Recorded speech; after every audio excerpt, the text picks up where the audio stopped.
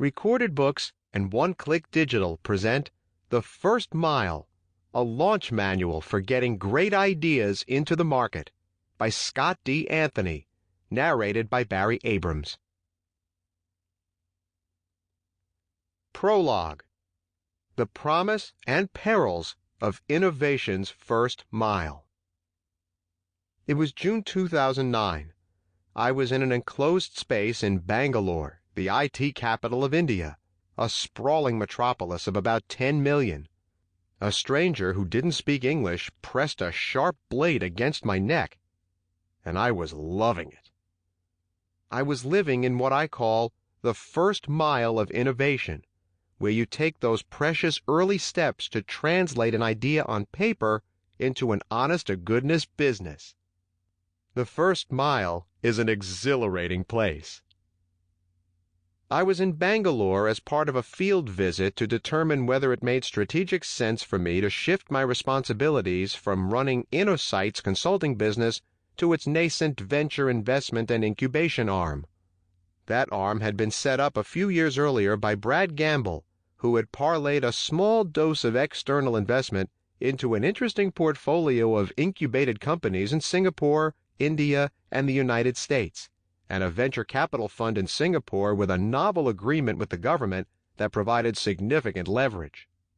In April 2009, Gamble announced plans to leave InnoSight to become the chief strategy officer for LG Electronics.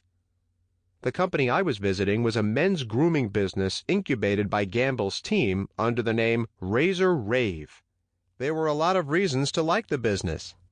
The barber market in India was disorganized and had some clear gaps from a customer perspective. There were wonderful high-end salons that catered to wealthy consumers but were too expensive for the mass market. More affordable solutions included not particularly pleasant alternatives, such as individual barber chairs on the side of the road or dingy shops. A creative, low-cost test run in 2008, involving a rented truck with a barber's chair in the back, increased confidence that the concept resonated with potential customers. The next question was whether Razor Rave could deliver compelling service at a larger scale. So the team, with some support from an outside investor, spent $75,000 to pilot the idea. It built 3 kiosks, each of which had a single barber chair, deployed them in Bangalore, and carefully monitored progress. Here are the raw notes from my field visit. I visited the Razor Rave stall in Bangalore. A young male consumer was finishing up getting his hair styled. I talked to him afterwards, and he said he walked by and was intrigued by the booth. He said he found the service to be high value, would return, and would recommend the service to his friends. His male friend had also recently had his hair styled. I received a shave, wash, and had aftershave applied. The 10-minute procedure cost 35 rupees, 75 cents. It was a pleasant experience. The stylist clearly didn't speak English, but he was well kempt. The procedure seemed very sanitary, and the inside of the rig was attractive, though there is wasted space. I would personally do the service again, though I have to admit the first 2 minutes where a strange man had a razor against my throat was a bit scary. My summary view was that Razor Rave had potential, but required significantly more work. This is an intriguing concept, but far from a business. The team is running multiple experiments around location, service, ambiance, and so on.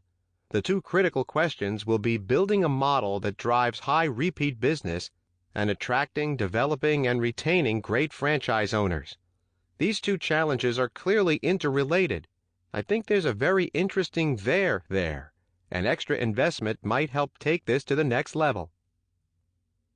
In July 2009, intrigued by what I saw and hungry for a different experience, I officially transitioned over to head up InnoSight Ventures and moved out to Singapore.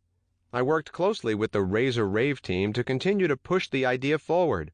In January 2010, I sent the following email to one of my colleagues summarizing my excitement about the business. There's lots of hair in India and a legitimate gap in the market. There is a publicly traded U.S. company that does franchise salons and barbershops, parent of Supercuts, with $1 billion market capitalization. Sample complete. Ready to continue?